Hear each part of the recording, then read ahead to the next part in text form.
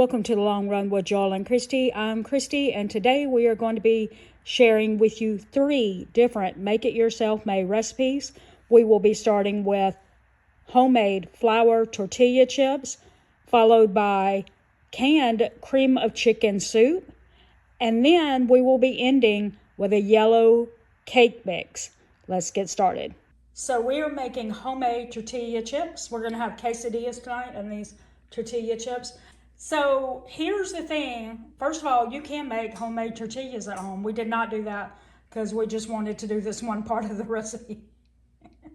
But we're going to cut these tortilla shells into the shapes of tortilla chips, and we're going to just show you this. It's really easy. So tortilla chips have gotten really expensive, right? So this will be one way to save some money. But also, if you just realized, oh, we forgot to buy tortilla chips. Well, maybe you have some quesadilla or tortilla shells, not quesadilla shells. See where my mind is. Maybe you have some tortilla shells already in your house.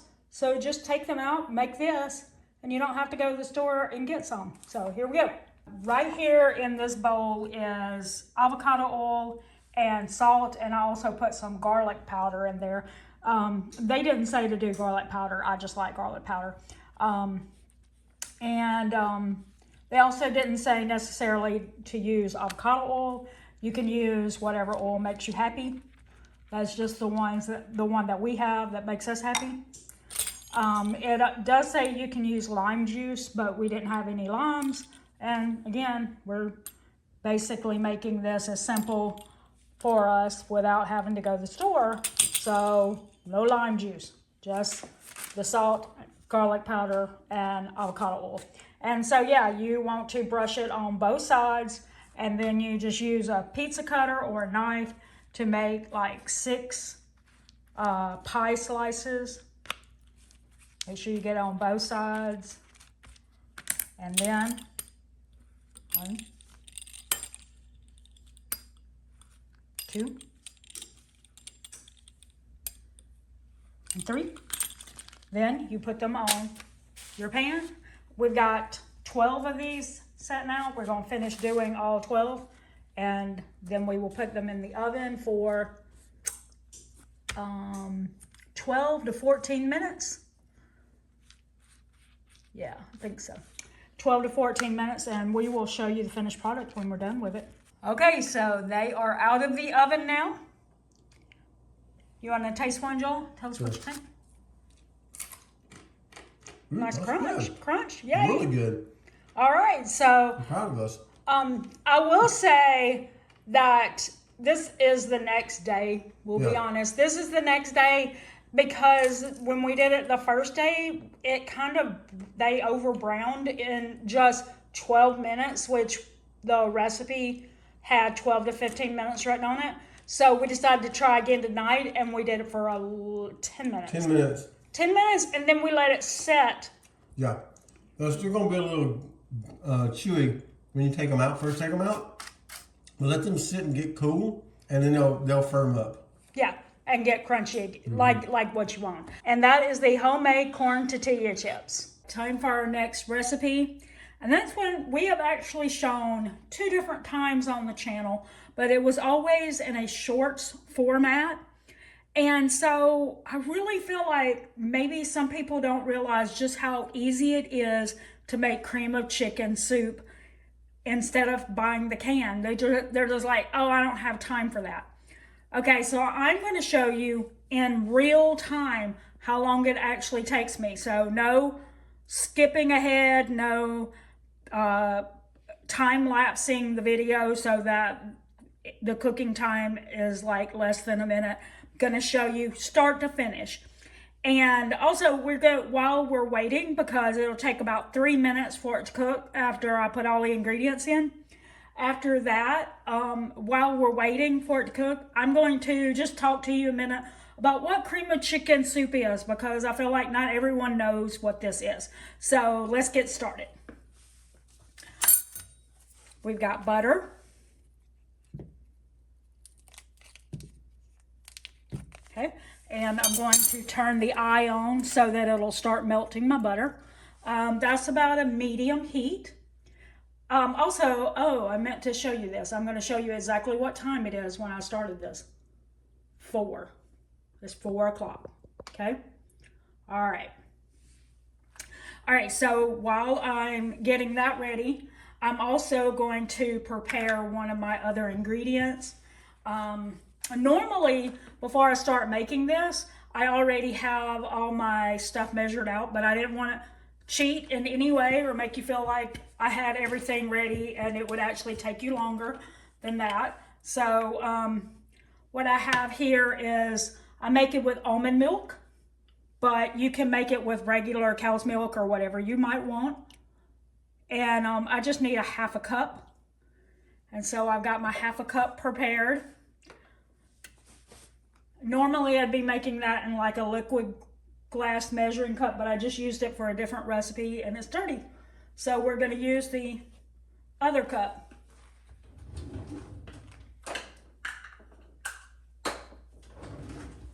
Now I'll also need another half a cup, and this one is going to be of chicken broth. So I'm going to go ahead and measure that chicken broth out so it'll be ready to go.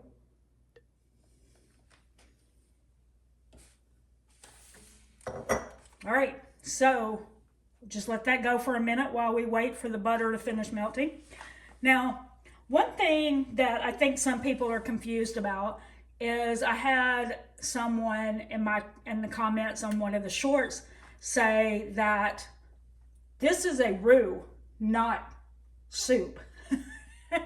And I will give them that putting butter and flour in a recipe and mixing that first is the start of a roux.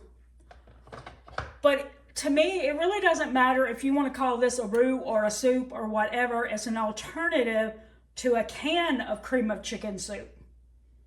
That's what I'm going for here. The alternative to a can of cream of chicken soup so that you don't have to buy the can.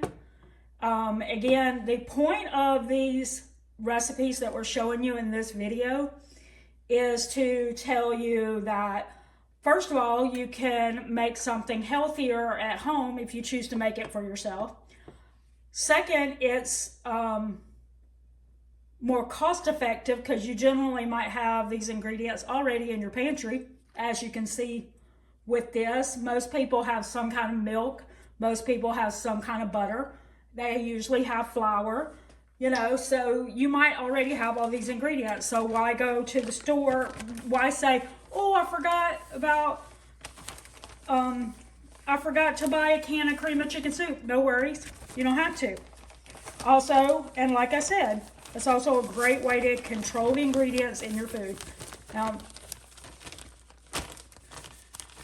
I've got the butter melted and now I'm adding some flour and just going to that in.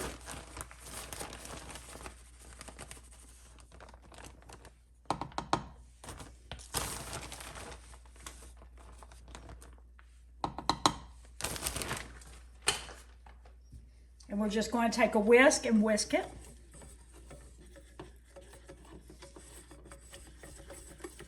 You just want to whisk it till it looks smooth. You don't have any little lumps and stuff. Make sure you get all around the edges.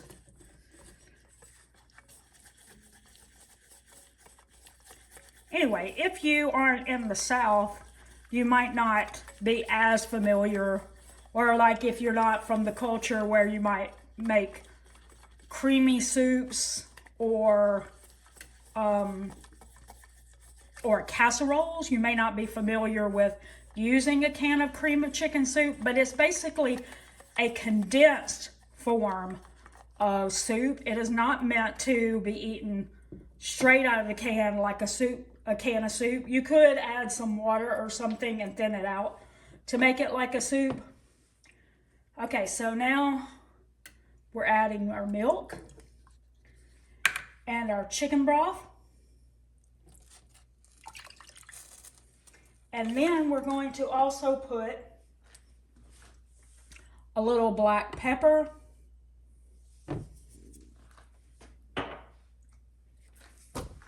Whoa.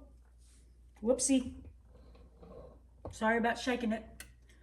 All right, a little salt.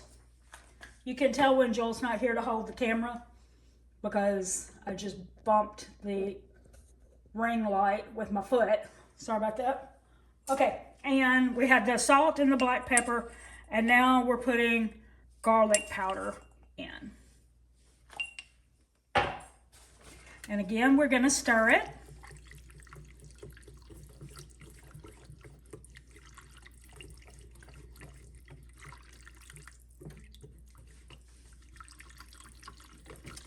And what I'm going to do is I'm going to bring the temperature up on the stove to almost a high. I want it to come up to a simmer.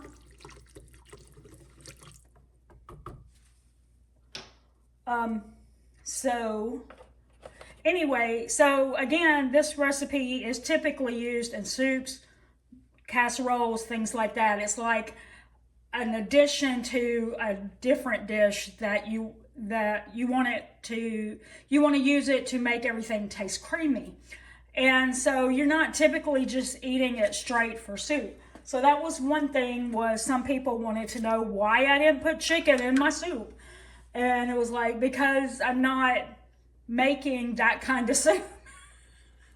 I'm putting it in a recipe for something else. So like I might add this to our recipe for a chicken and rice casserole, or like in a soup-based recipe where you just need that to make it actually creamy. And I've heard some say, well, I can't have flour. And I did see on the recipe creator's website where I originally got this recipe that you can, some people have successfully used cornstarch instead of the flour. And so I don't know if that works for you. If it does, that might be an option. Another thing is, again, some people might feel like, oh, I don't have time to make this. And that may be true. Like right now it's 4:08, and you know, if you had to work and then came home, you might feel like you don't want to add another 10 minutes to your time, which I don't think it normally takes me 10 minutes but I just had to straighten my camera up and stuff. But anyway, and I'm talking to you guys, and normally I'm not talking to anyone, I'm moving right along. Okay, so you see it started to bubbling. So now I'm gonna actually turn it to low, and I'm gonna set it for 3 minutes because that's about how long I usually let this go. But I do stir it a couple of times, like that. And you might be thinking, well, yours doesn't look yellow like that stuff in the can. Yeah, because they do add turmeric in theirs. And they also add a couple of other things, but the turmeric in itself is what gives it the yellow color. So I get you could always add some turmeric to it to make it yellow if you felt like that made it more realistic for you. But it's not necessary to the taste. The turmeric isn't actually changing the taste of it, it's just giving it the yellow color. And stores or food producers usually think that we think that chicken is supposed to be yellow for some reason. And so anything that they put on the shelves that they want you to think is chicken, they're going to add something to it to make it yellow. So it's the same thing with like grape juice. They normally, like the purple grape juice, they add coloring to that because they're trying to make it what they think you expect. So that's why it's not yellow. And the reason why it doesn't have chicken in it is because we're adding it to something else.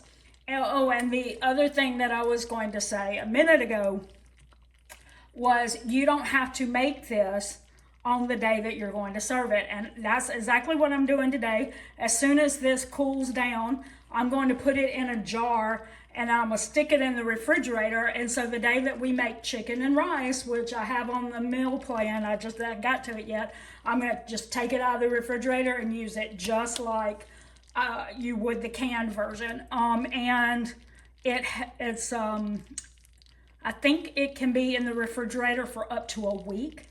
So whenever you're doing some of your meal prepping for some of your recipes, if you look at your meal plan and you know you've got something coming up in 2 or 3 days, go ahead and make this, put it in the refrigerator, then the day that you need it, bam, it's there.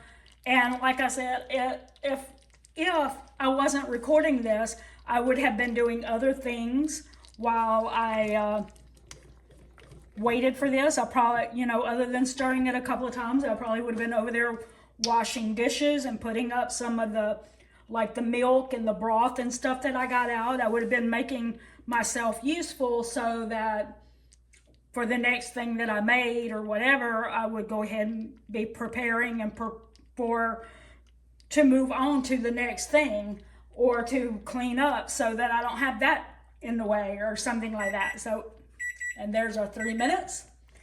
And so there you go. And what you have is basically the same thing as what you would get in that can. Whether you call it roux or soup or whatever, it's a replacement for the stuff that you get in the can. All right, so I hope y'all enjoyed that one. We have one more make it yourself made recipe coming up in just a second. For this first recipe, we're making a yellow cake mix. And we are going to put it in this jar. We actually did this a couple of years ago in a shorts format, and it confused some people because I put it in the jar and then like the very next scene was me emptying the jar, but I only had like a minute to do the video, so it's not like I could show a progression of time. So, but either way, you can make these in advance and store them and then take them out when you're ready to make a cake or cupcakes, which is what we're going to make with this. But anyway, you're able to just add it into your jar, but because I found that my jars are not quite large enough, they need to be like the next size up. It was very hard for me to fit it all in. And so I'm going to mix it in the bowl here and then slowly add it into the jar, and then I can put it up. So we had our flour, sugar, baking powder,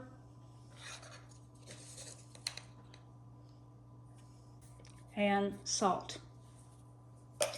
We're just going to mix that together a little bit, and then we're going to go ahead and put it in the jar.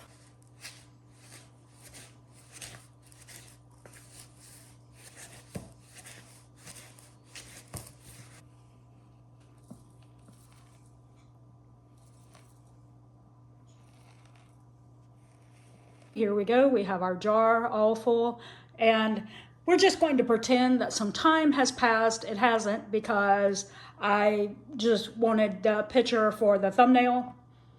Otherwise, I would have just done it in a bowl.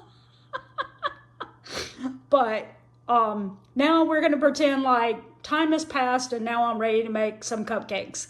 All right, so we're going to set our jar aside for a minute.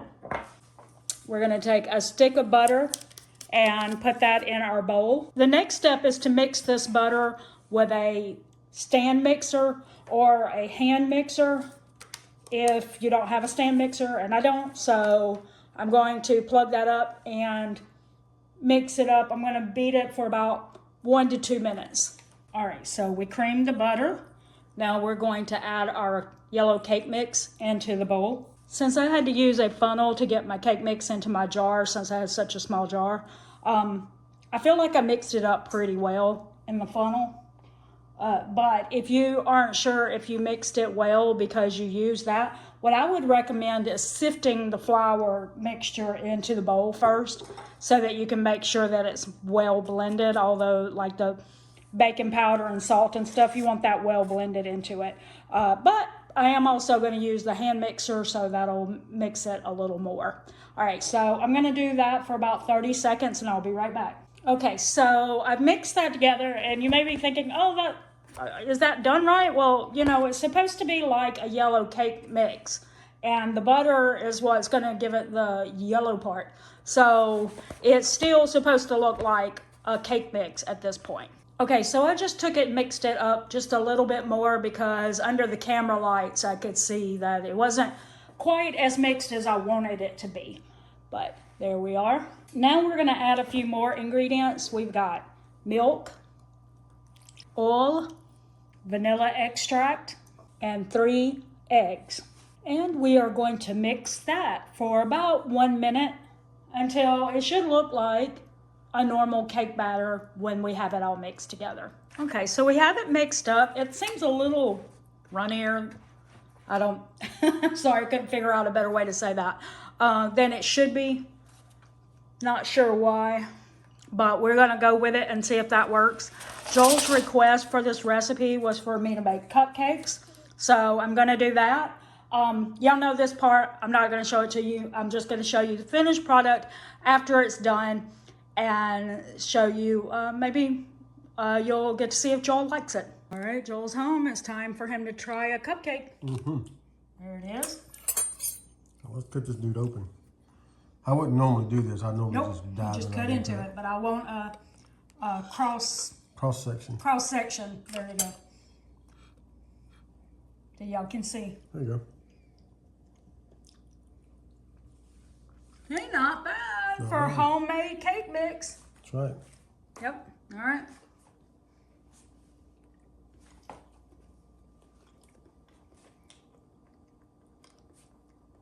Yeah? Tastes right? All right. So that is the yellow cake mix recipe. We hope that you enjoyed today's recipe combo video and that it inspired you to learn how to make some things at home. If you did find value in this video, be sure to like, share, subscribe, and comment below and let us know of some things that you like making at home. And until next time, this is Christy with The Long Run with Joel and Christy saying, it's a long run. Give yourself a little grace. Bye.